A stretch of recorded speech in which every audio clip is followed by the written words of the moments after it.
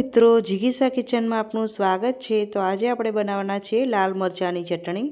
તો એના માટે મેં આ બજારમાં જે લાલ મરચાં આવા મળે છે એ લીધેલા છે। હવે આપણે મિક્સર જારની અંદર આ મરચાંને કટિંગ કરી દઈશું। મરચાંને મેં ધોઈને વોશ કરી દીધેલા છે। હવે આપણે આ મરચાંની કટિંગ કરીશું। જો તમારે મરચાંના બી કાઢી દેવા હોય તો કાઢી શકો છો, અને ના કાઢો તો પણ ચાલે। મેં અહીંયા 3 મરચાં લીધેલા છે।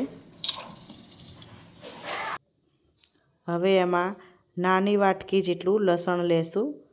આ ચટણીની અંદર લસણ વધારે હોય તો ખૂબ ટેસ્ટી લાગે છે।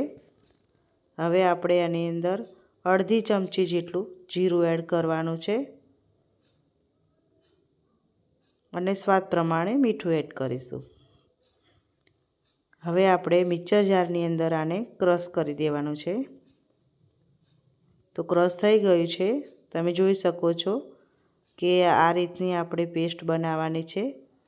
આને એકદમ ઝીણું જ ક્રશ કરવાનું છે। આ જ રીતની આપણે પેસ્ટ બનાવવાની છે। હવે આપણે એનો વઘાર કરી દઈશું। તો એના માટે મેં એક પેન લીધું છે, એમાં 2 મોટી ચમચી જેટલું તેલ એડ કરીશું।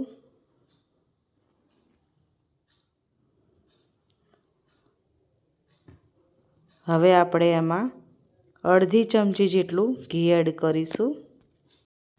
હવે એમાં કાશ્મીરી લાલ મરચું આવે છે એ મેં 1 ચમચી લીધું છે, અને હવે જે આપણે પેસ્ટ બનાવી છે એ આપણે આની અંદર એડ કરવાનું છે। હવે આપણે આને મિક્સ કરી દઈશું।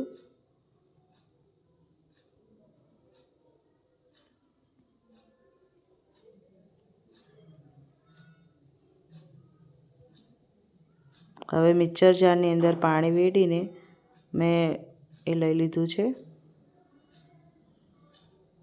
હવે આપણે આને સારી રીતના મિક્સ કરવાનું છે।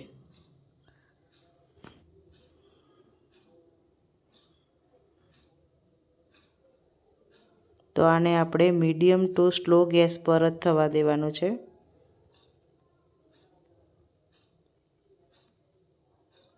તમે જોઈ શકો છો કે આપણું તેલ ઉપર આવી ગયું છે, એનો મતલબ છે કે આ ચટણી આપણી તૈયાર થઈ ગઈ છે। હવે આપણે આ ચટણી તૈયાર થઈ જાય એટલે આપણે એની અંદર 1 ચમચી જેટલો ગોળ એડ કરી શકાય। ગોળ કે ખાંડ કંઈ પણ એડ કરી શકો છો તમે। હવે આપણે એને મિક્સ કરી દેવાનું છે। આ ચટણીને તમે રોટલા, રોટલી કે ભાખરી સાથે ખાઈ શકો છો।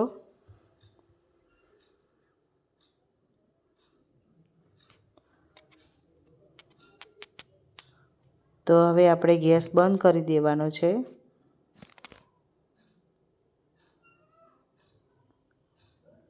ગેસ બંધ કરી દીધા પછી આપણે આની અંદર અડધી ચમચી જેટલો લીંબુનો રસ એડ કરવાનો છે, અને એને સારી રીતના મિક્સ કરી દેવાનું છે। તો તૈયાર છે આપણી આ ચટણી, લાલ મરચાંની ચટણી તૈયાર થઈ ગઈ છે।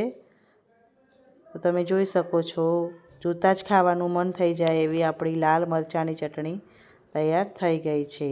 જો તમને પણ અમારી આ રેસીપી પસંદ આવી હોય તો લાઈક, શેર, સબસ્ક્રાઈબ કરજો। Thank you.